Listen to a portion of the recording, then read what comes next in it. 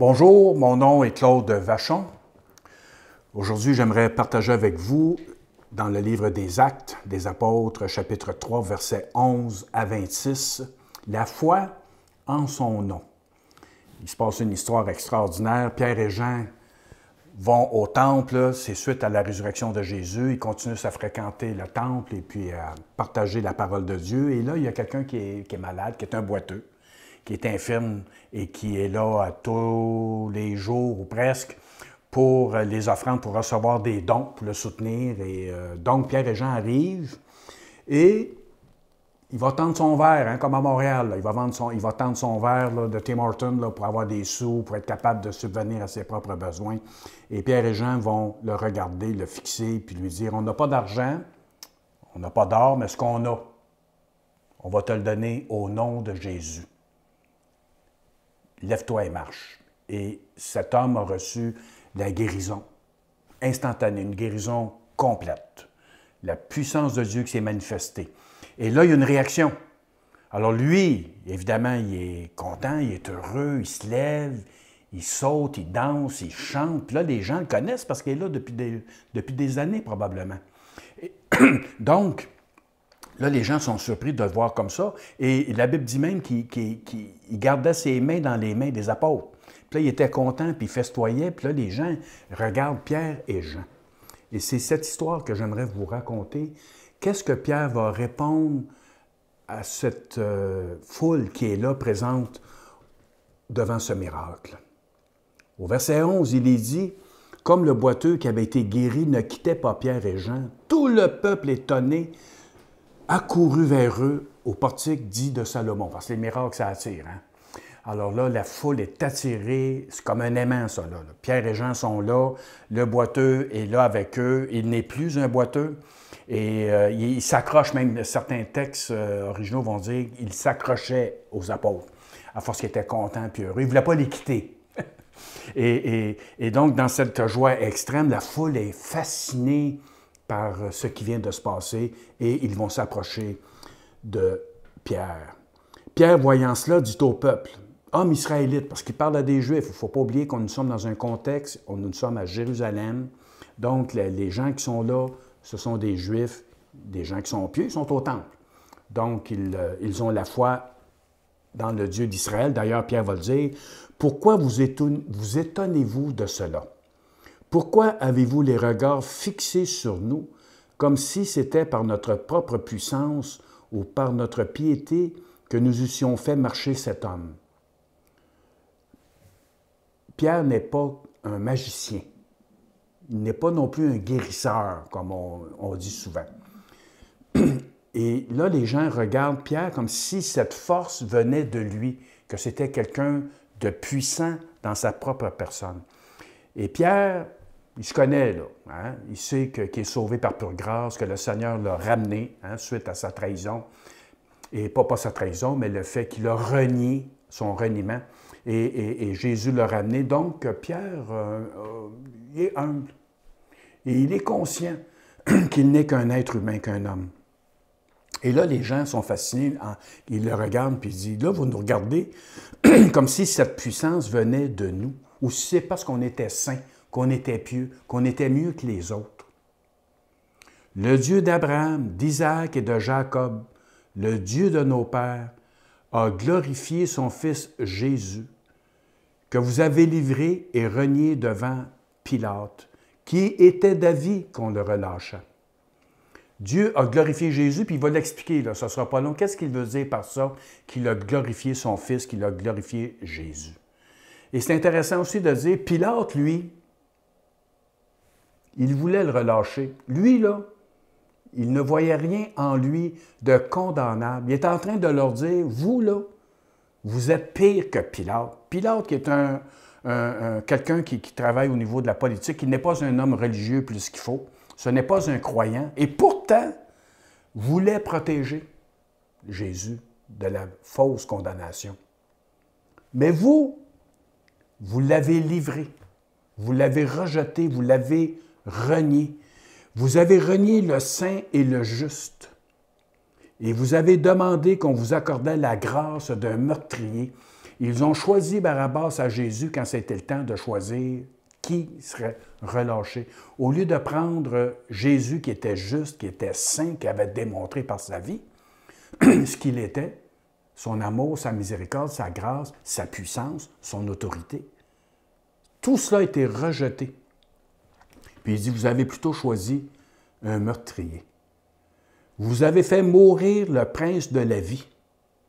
Que Dieu a ressuscité des morts, nous en sommes témoins. C'est la clé de l'énigme de Jésus, la résurrection. Et il y a des témoins de sa résurrection.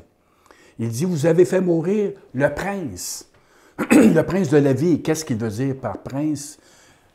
Il est l'auteur de la vie, l'origine de la vie. Vous lirez ça dans l'Évangile de Jean, chapitre 1.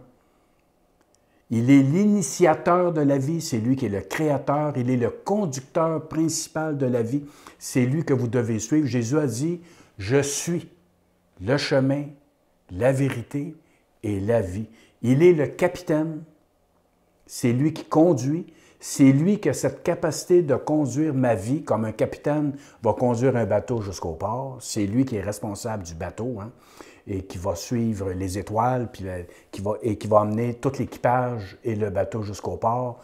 Le Christ, il est notre capitaine, il est le seul qui a cette capacité de nous conduire, parce que nous, on s'égare en chemin, là, tous les êtres humains s'égarent en chemin. La Bible dit, car tous ont péché et sont privés de la gloire de Dieu. Donc, ça nous prend un capitaine pour nous conduire. Quelqu'un qui est dans la vérité, qui est la lumière et qui va nous indiquer le chemin, qui va nous conduire, pas juste nous indiquer, qui va nous conduire jusqu'à la cité de Dieu. Et là, ces gens-là ont décidé de le faire mourir. C'est quand même incroyable. Le prince, le roi est devant eux et ils choisissent de le rejeter. Pierre continue en disant, « Vous avez fait mourir le prince de la vie, c'est par la foi en son nom, que son nom a raffermi celui que vous voyez et connaissez. C'est la foi en lui qui a donné à cet homme cette entière guérison en présence de vous tous. » Il vient de dire que Jésus est ressuscité, qu'il est glorifié. Quand il dit glorifié, ça veut dire qu'il est dans la présence de Dieu. Il est vivant. Puis on est témoin de ça. On est témoin de sa résurrection, on l'a vu. Ils ont mangé avec lui, ils l'ont touché. On a vu ça dans les semaines précédentes, que vous pouvez voir sur YouTube dans l'Évangile de Luc. Et là, il dit, le fait qu'il est vivant, qu'il est ressuscité, c'est par la foi en lui. Pas la foi en moi, la foi positive, je suis capable, je suis fort, je suis bon, puis je peux. Non, non. Il peut. Il veut. Son regard est tourné vers le Christ glorifié, le Christ vivant. Puis ce nom-là est extrêmement puissant. Si nous mettons notre confiance dans le nom de Jésus, en celui qui est ressuscité, le Messie, le Roi, celui qui est installé dans le ciel. Comment est-ce qu'on fait pour savoir qu'il est installé dans le ciel? Il a répandu son esprit sur la terre. Vous lirez ça aussi dans Actes chapitre 1, que vous pouvez voir aussi sur YouTube, le cadeau du ciel, qui est l'Esprit Saint qui descend. Le Christ a répandu son Saint-Esprit. Donc, c'est comme si Jésus était encore sur la terre. C'est comme s'il était encore présent corporellement. Mais c'est par l'Esprit. Et l'apôtre Pierre est devant cet homme qui est malade, qui est boiteux, qui est infirme, et par le nom, par l'Esprit Saint, par le nom de Jésus, il commande la guérison. Il dit à cet homme, lève-toi. Par le nom de Jésus, par celui qui est ressuscité, qui est vivant. Alors j'aimerais vous dire que le nom de Jésus est puissant, il est grand. Il veut prendre votre vie en main. Peu importe votre situation. Peut-être que vous avez besoin de guérison, mais venez à lui. Croyez en lui. Il est vivant. Il nous aime d'un amour infini. Il a une compassion extraordinaire. Il s'approche de nous. Laissez-vous approcher par Jésus. C'est par l'Esprit Saint que ça se passe, ça. Donc, laissez-vous approcher. Dites-lui, Seigneur, je crois en toi. Je crois que tu es le Messie. Je crois que tu es le Sauveur. Je crois en Jésus de Nazareth qui a vécu sur la terre, qui est mort sur la croix et qui est ressuscité. C'est de lui que nous parlons. Ce n'est pas d'un Jésus cosmique, un Jésus astral, un Jésus spirituel. On parle de Jésus de Nazareth, on parle d'un homme qui a vécu sur la terre, qui a subi la mort, qui a été rejeté par son peuple, qui n'a pas été reconnu et qui est revenu à la vie, qui est ressuscité, que les apôtres ont vu, que plein de monde ont vu Jésus ressuscité. Venez à lui maintenant. C'est ce que Pierre cherche à dire. C'est par la foi, c'est pas par l'émotion. Le Seigneur a agi dans ma vie. J'ai vu le Seigneur à l'œuvre à plusieurs reprises. J'ai vu des guérisons, des grandes guérisons, des paralysés se lever, des boiteux marcher.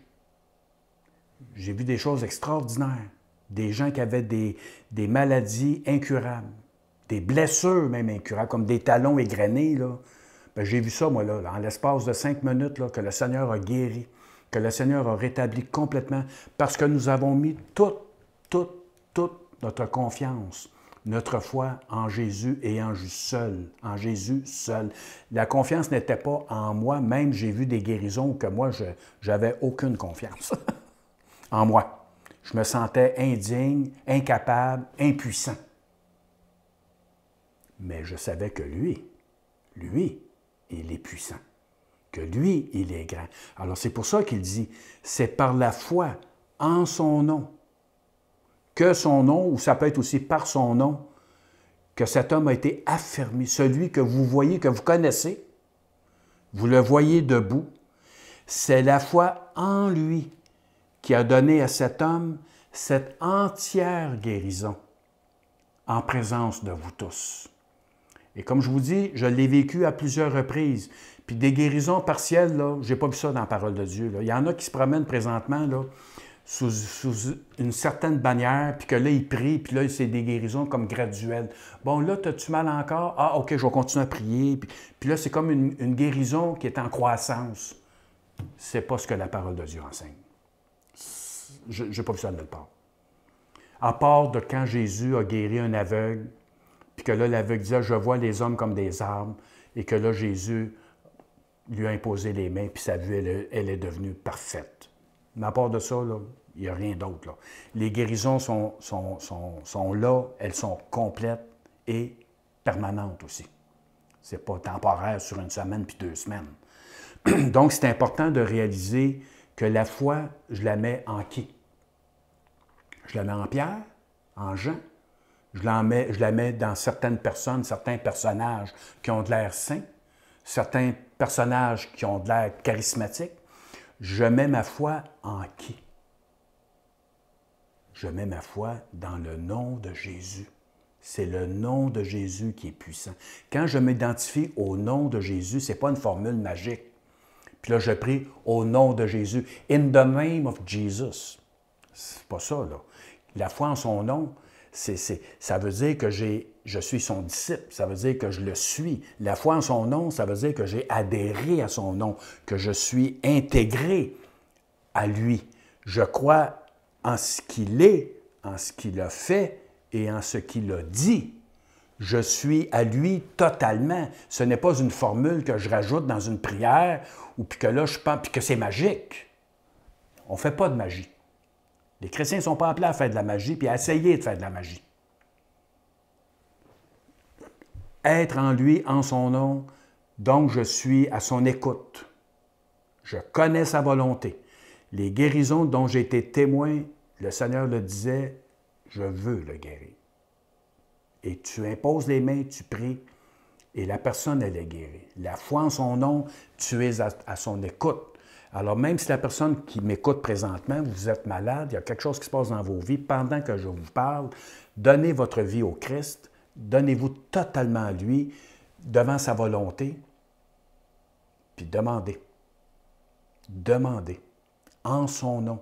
Mais ça veut dire que vous vous êtes donné à lui. Ça veut dire que vous croyez qui il est, qu'il est mort sur la croix pour vous et qu'il est ressuscité, qu'il est vivant et qu'il règne dans les cieux. Et maintenant, il doit régner dans mon cœur. Il doit régner dans ma vie. Il doit régner dans mon corps. Mon corps devient le temple de Dieu. Donc, tout est possible à celui qui croit. Ça, c'est ce que Jésus nous dit. Et ça, c'est quelque chose qui s'expérimente.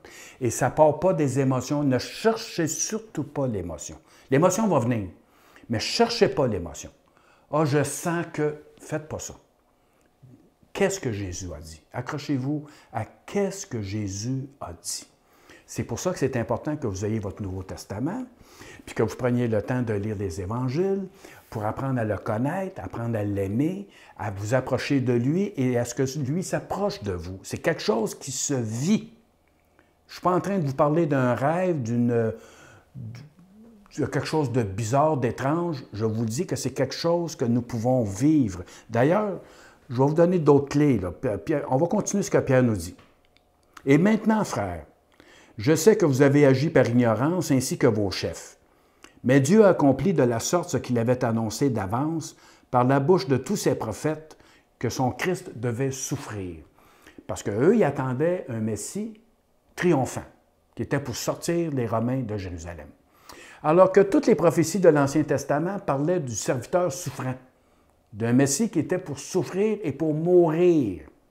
Alors Pierre confirme à ces gens-là, voici ce qui était écrit le concernant est arrivé. Puis on en est témoin. Donc, verset 19. « Repentez-vous donc et convertissez-vous pour que vos péchés soient effacés. » Je trouve ça tellement beau, ce qu'il est en train de dire. Repentez-vous, c'est de reconnaître ses péchés.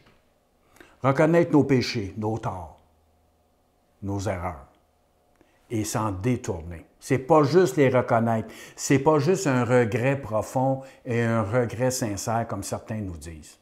C'est pas juste une émotion, « Ah, je le regrette ». Oui, c'est correct, il faut regretter le mal que nous avons fait et on en a tous fait. On a tous fait du mal à quelqu'un alors, je le reconnais. Mais le reconnaître ne suffit pas. Il faut s'en détourner. Je ne peux pas me tourner vers Dieu puis me tourner vers le mal et le péché en même temps. C'est impossible. Donc, il y a quelque chose qu'il faut qu'il se passe dans ma vie maintenant.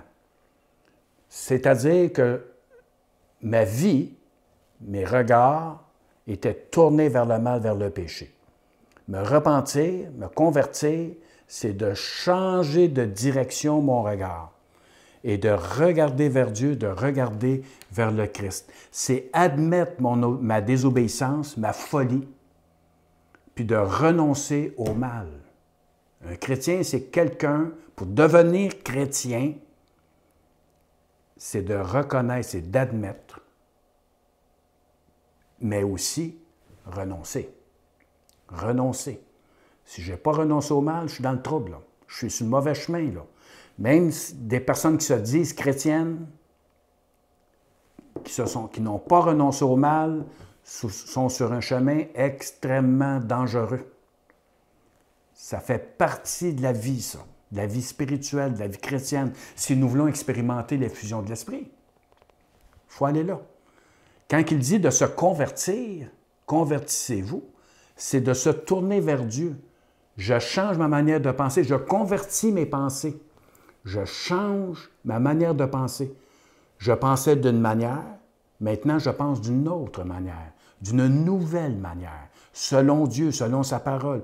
Je change d'avis. Se convertir, c'est changer d'opinion sur le Christ. Ce n'est pas juste un prophète, ce n'est pas juste une bonne personne puis qui nous dit de nous aimer. Non, il faut que tu changes d'opinion là-dessus, là. Jésus est le Messie, il est le Sauveur, il est l'unique, il est celui que Dieu a envoyé pour nous. Donc, comme je vous disais, regretter, s'affranchir de l'erreur. La conversion, c'est de reconnaître Jésus comme Messie. Alors, à chacun son rôle. Aux humains, se convertir. Donc, ça veut dire que consciemment, je change mon regard de direction. Et qu'est-ce qui se passe? Hein? Alors, mon rôle, moi, c'est, je change mon regard, je tourne mon regard vers Jésus, vers Dieu, et Dieu, qu'est-ce qu'il fait en conséquence? Il efface mes péchés. Le miracle, et ça, c'est par la foi. Vous pouvez vivre ça maintenant. Peu importe votre passé, la charge de votre passé, ce qui est derrière vous, puis qui est encore dedans, en dedans de vous, si vous tournez votre regard vers Jésus maintenant, pendant, vous pouvez le vivre là, maintenant, là, vous tournez votre regard vers lui, vous allez voir que Jésus a porté tous vos péchés. Puis que vous pouvez recevoir le pardon de tous vos péchés. Même les chrétiens, là, qui ont besoin d'être pardonnés. Vous pouvez recevoir ce pardon maintenant. Détournez-vous du mal. Vous avez une décision à prendre. Détournez-vous et tournez votre regard. Soyez conscient de ce que vous faites, lucide, présent pendant que je vous parle. Et vous recevrez maintenant le pardon de vos péchés. C'est exactement ce qu'il essaie d'expliquer à ses frères quand il parle comme ça. C'est extraordinaire. C'est un message merveilleux. Repentez-vous donc, convertissez-vous pour que vos péchés soient effacés. N'est-ce pas une belle nouvelle, une bonne nouvelle? Mes péchés effacés, mon passé effacé, pardonné. Je n'ai pas besoin d'y retourner. Je n'ai pas besoin là, de faire de la cure d'âme profonde, là, puis aller tout chercher ça. Là. Le Christ m'a pardonné. Je peux marcher debout. Debout, la tête relevée, d'arrêter d'avoir la tête penchée, de vivre dans la culpabilité, parce que je suis comme vous, j'ai un passé et j'avais des choses à me faire pardonner. Et j'ai reçu ce pardon. Alors même s'il y en a d'autres qui continuent, puis qui veulent continuer à vivre dans mon passé, ça les regarde. Moi, c'est terminé. Pourquoi? Parce que je me suis détourné de ça pour me tourner vers celui qui sauve, qui pardonne. C'est la foi en lui que j'ai, pas en moi. Je n'ai pas la foi dans mes émotions, dans mes sentiments, parce que mes sentiments, ils ne sont pas toujours... Hein? Des fois, c'est déréglé. Hein? Des fois, je me sens coupable, puis je dis, ben voyons, il m'a pardonné. Vous comprenez ce que je veux dire? C'est par la foi. C'est par la foi que je le suis. Il l'a dit, celui qui se tourne vers moi, je lui pardonne. Si tu te repens puis tu te convertis, je vais effacer tes péchés. Ce qui veut dire que c'est l'ardoise, hein, elle est propre. Il n'y a plus rien dessus. Et le jour que je le rencontrerai, il ne sortira pas une ardoise avec tout mon passé. Parce qu'il a payé.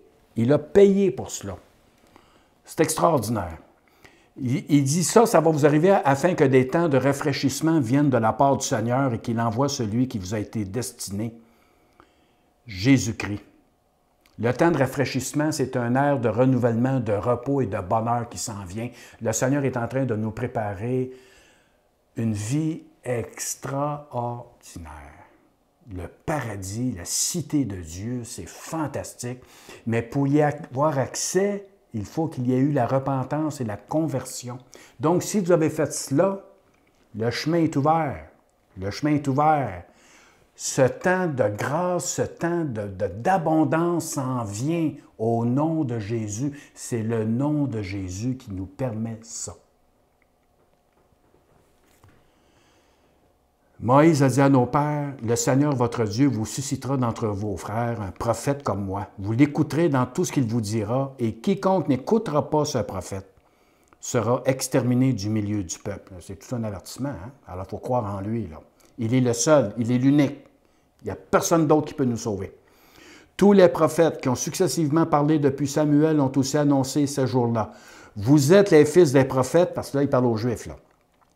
Vous êtes les fils des prophètes et de l'alliance que Dieu a traitée avec nos pères en disant à Abraham, « Toutes les familles de la terre seront bénies en ta postérité. » C'est à vous, premièrement, que Dieu, ayant suscité son Fils, Jésus, l'a envoyé pour vous bénir en détournant chacun de vous de ses iniquités. Les Juifs en premier, Jésus-Christ est venu en premier pour les Juifs. C'était sa mission. Et ensuite, la mission s'est agrandie pour toutes les nations. Donc, il parle aux Juifs, il dit, vous avez reçu en premier cette bonne nouvelle. Le Christ a été suscité au milieu de vous, pour vous. Il l'a envoyé. Il l'a envoyé pour nous bénir. Et comment il fait ça? En détournant chacun de vous de ses iniquités. On oublie ça, ce bout-là. Là. Mais c'est important. Il l'a envoyé pour nous apporter de grandes bénédictions. Ces bénédictions-là sont nôtres. Je vais vous le lire dans la parole vivante. Il l'a envoyé pour vous apporter de grandes bénédictions. Elles seront vôtres à une condition. Que chacun de vous se détourne de sa mauvaise voie.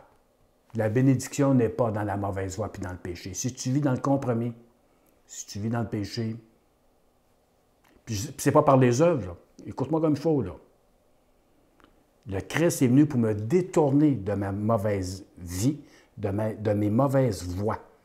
Donc, si je me dis disciple du Christ, je me détourne de ces mauvaises voies. Si je suis vraiment un de ses disciples, que j'ai vraiment vécu la repentance, que vraiment j'ai regretté et que j'ai coupé, que je me suis détourné. Ça ne veut pas dire que je ne pêche plus, ça arrive. Mais ce n'est plus un principe de vie.